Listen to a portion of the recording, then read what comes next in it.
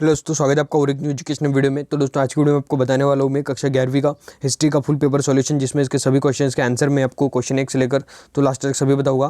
ठीक है दोस्तों, और आपको पीडीएफ भी प्रोवाइड करूँगा। ठीक है, लेकिन उस पीडीएफ पे एक पासपोर्ट रहेगा जो कि मैं आपको वीडियो के बीच में कहीं पर बताऊँगा। ठीक है, तो वीडियो को पूरा देखिए, लास्ट तक देखिए। ठीक है, सबसे पहले चलिए हम ऑब्जेक्टिव सॉल्व करा लेते हैं।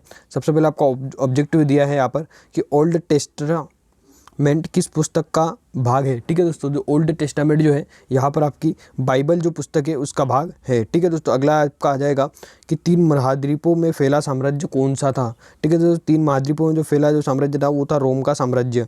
ठीक है, अगला देखिए दोस्तों, आप अगला है अब्बासी क्रांति कब हुई थी। ठीक है दोस्तों, तो अब्बासी क्रांति कब हुई थी? अब्बासी क्रांति हुई थी दोस्तों यहाँ पर 750 ईस्वी में। ठीक है दोस्तों, चलिए आगे बढ़ते। आगे आपका कि आवर्धक लेंस का आविष्कार किसने किया था। ठीक है दोस्तों, तो आवर्धक लेंस का जो आविष्कार किया था वो क्या था? रॉजर बेकन ने। ठीक है, अगला देखिए दोस्तों, आपका सर्वप्रथम औद्योगिक क्रांति किस क्षेत्र में हुई थी। ठीक है, सर्वप्रथम जो औद्योगिक क्रांति हुई थी वो कब हुई थी? कपड़ा उद्योग में। ठीक है, तो इस प्रकार से दोस्तों आपके सही विकल्प थे। चलिए देखते हैं रिक्त स्थानों को। तो रिक्त स्थान में आपका सबसे पहला दिया हुआ था कि राजा जिमरिलियम का राजमहल में स्थित है। ठीक है, तो उनका राजमहल कहाँ पर स्थित है दोस्तों? मारी में। ठीक है, तो मारी आपको लिख लेना है अपनी कॉपी में। ठीक है,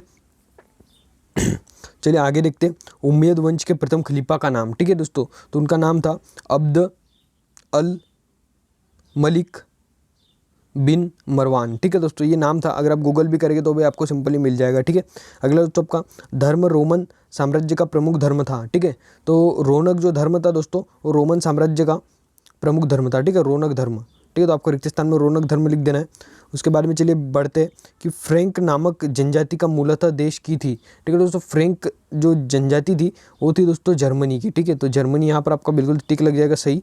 सॉरी, रिक्त स्थान में जर्मनी आ जाएगा। अगला दोस्तों आपका होपी के निकट रहने वाली आदिवासी थी। ठीक है, तो आप सबको पता है होपी जो अमेरिका में रहती थी, और ये अमेरिका में यहाँ पर जगह पूछी गई है, तो जगह आपको लिख देना है यहाँ पर कैलिफोर्निया। ठीक है, कैलिफोर्निया, सॉरी दोस्तों कैलिफोर्निया आएगा। ठीक है, थोड़ा प्रोनाउंसिएशन मेरा बिगड़ गया था, कैलिफोर्निया आ जाएगा। ठीक है, अगला देखिए आप, अगला देख लीजिए आप, सही जोड़ी चुनकर लिखिए। सबसे पहला यहाँ पर देखिए दिनारियस। ठीक है, तो ये चांदी की मुद्रा थी दिनारियस। ठीक है, जिसको दिनार बोलते हैं आज के समय में। अगला दोस्तों आपका विलियम शेक्सपियर। ठीक है दोस्तों, विलियम शेक्सपियर कौन थे? ये एक महान लेखक थे। ठीक है, शेक्सपियर की कहानी आपने पढ़ी होगी। उसके बाद में देखिए 1854 ईस्वी। ठीक है, तो 1854 ईस्वी का आपका आएगा कानवागा की संधि। ठीक है, कानागावा की संधि। उसके बाद में ग्राहम बेल, तो भाई टेलीफोन का इन्होंने आविष्कार किया था, और ये एक सभा स्थल का नाम है कैनबरा। ठीक है, उसके बाद में चलिए बढ़ते आगे। आगे आपका दिया हुआ है सत्य असत्य। सत्य असत्य में आप देखिए आपका जो चौथा वाला जो पॉइंट है ये वाला, ये बिल्कुल आपका एक ही असत्य है, बाकी सब जो है तीनों पॉइंट आपके सत्य में आ जाएंगे। ठीक है, चलिए बढ़ते आगे। आगे आपका एक शब्द एक वाक्य में उत्तर दीजिए। तो यहाँ पर दिया हुआ है आपको किस जापानी सम्राट ने मेजी की उपाधि धारण की थी। ठीक है, तो दोस्तों मृत सुहितो। ठीक है, मृत जो सुहितो थे उन्होंने जो है यहाँ पर मेजी की सम्राट की जो उपाधि थी वो धारण की थी। अगला दोस्तों आपका जकात क्या है। ठीक है, तो जकात क्या है दोस्तों? ये एक पाक या शुद्धि करना है। ठीक है, पाक या शुद्धि करना, इसका अर्थ होता है पाक या शुद्धि करना। जकात का अर्थ क्या होता है? पाक करो या शुद्धि करो। ठीक है, अगला देखिए दोस्तों आपका कि 1453 में कुतुबतुनियान पर किस जाति ने अधिकार कर लिया। ठीक है, तो उस्मान तुर्कू, जो उस्मान तुर्कू करके जाति थी उसने जो इस पर अधिकार कर लिया था। ठीक है, तो उस्मान तुर्कू आपको लिख देना है। अगला दोस्तों आपका नेटिव का क्या अर्थ है? ठीक है, नेटिव का अर्थ हो दोस्तों देसी, या हम कहें कि अपने देश में उत्पन्न हुआ उसको हम नेटिव बोलते हैं। ठीक है, परिभाषिक तौर पर आप लीजिए जो वस्तु अपने देश में उत्पन्न या अपने देश की होती है, जो बाहर विदेशों के नहीं, जिसका बाहर विदेशों से संबंध नहीं होता है, वो जाति को हम नेटिव कहते हैं। ठीक है दोस्तों, अगला आपका मोनेस्ट्री शब्द का क्या अर्थ है। ठीक है, तो मोनेस्ट्री शब्द का अर्थ क्या होता है दोस्तों?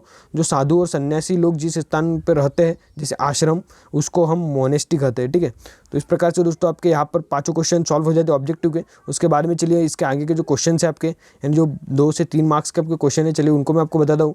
तो बस आपको जो PDF मिलेगा दोस्तों, ठीक है, मैं जो आपको PDF प्रोवाइड करूँगा उस PDF के जस्ट आपको नीचे आ जाना है। जैसे ही आपका क्वेश्चन पेपर समाप्त होगा वैसे आपका जो यहाँ पर आंसर आपको मिलने लग जाएगा। देखिए यहाँ पर आपको प्रश्न 6वें का उत्तर यहाँ पर मिल जाएगा, जिसका आप यहाँ से स्क्रीनशॉट भी खींच सकते हैं। ठीक है दोस्तों, उसके बाद में यहाँ पर आप थोड़ा सा इसके स्क्रॉल करेंगे तो यहाँ पर आपको प्रश्न 7 का उत्तर जो यहाँ पर मिल जाएगा।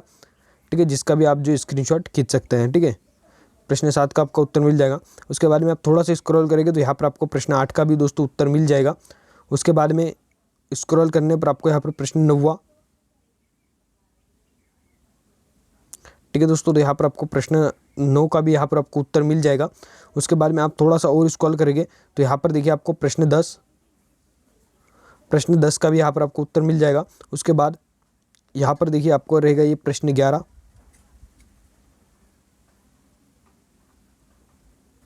उसके बाद में दोस्तों यहाँ पर आपका रहेगा प्रश्न क्रमांक 12, उसके बाद में यहाँ पर आपका रहेगा दोस्तों प्रश्न क्रमांक 13। ठीक है दोस्तों, जो कि काफ़ी बड़ा है, ये इतना है। उसके बाद में देखिए यहाँ पर आपका रहेगा प्रश्न क्रमांक 14,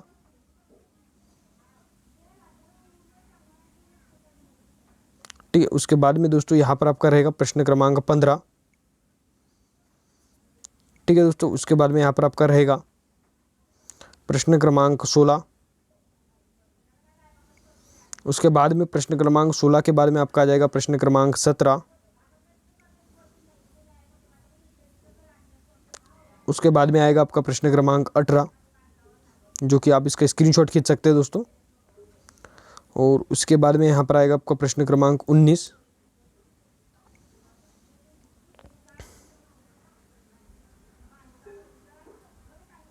उसके बाद में आपका प्रश्न क्रमांक जो 20 जो आएगा दोस्तों काफ़ी बड़ा है, ठीक है। तो आप इसका 2 भागों में स्क्रीनशॉट खींच लीजिए। सबसे पहला स्क्रीनशॉट कुछ इस प्रकार से, और दूसरा स्क्रीनशॉट बस जस्ट उसी के नीचे कुछ इस प्रकार से, ठीक है। उसी के बाद हम देखते हैं यहाँ पर आपका प्रश्न क्रमांक 22, ठीक है, प्रश्न क्रमांक 22, जिसका भी आप 2 भागों में स्क्रीनशॉट खींच सकते हैं। सबसे पहला जो स्क्रीनशॉट कुछ इस प्रकार से, दूसरा स्क्रीनशॉट इस प्रकार से। उसके बाद में आता है आपका प्रश्न क्रमांक 23, ठीक है, जिसका भी आप स्क्रीनशॉट खींच लीजिए, 5 अंक का क्वेश्चन है ये।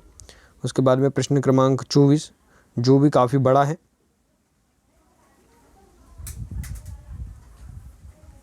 ठीक है दोस्तों, आप इसका स्क्रीनशॉट खींच लीजिए। उसके बाद में आता है आपका प्रश्न क्रमांक 25, और सबसे लास्ट में आ जाएगा दोस्तों आपका प्रश्न क्रमांक 26, ठीक है दोस्तों। तो इस प्रकार से आपका क्वेश्चन पेपर था। आप चलिए बात करते हैं इसके पीडीएफ की। तो आपको जो दोस्तों डिस्क्रिप्शन बॉक्स में इसका पीडीएफ जो मिल जाएगा, और पीडीएफ के ऊपर पासपोर्ट रहेगा 1 2 3 4 5 6 7 और 8, ठीक है, 1 से लेकर तो 8 तक की गिनती जो आपका पासपोर्ट रहेगा, आप 1 से 8 तक की गिनती डालिए और सबमिट पर क्लिक कर दीजिए। आपका पासपोर्ट जो ओपन, आपका पीडीएफ जो ओपन हो जाएगा, जिसमें आपको ऑब्जेक्टिव नहीं मिलेगा, ठीक है दोस्तों। आपको बाकी सारे क्वेश्चन जो आंसर उसमें मिल जाएगा, ठीक है दोस्तों। चलिए मिलते हैं नेक्स्ट वीडियो में किसी नए टॉपिक के साथ। धन्यवाद।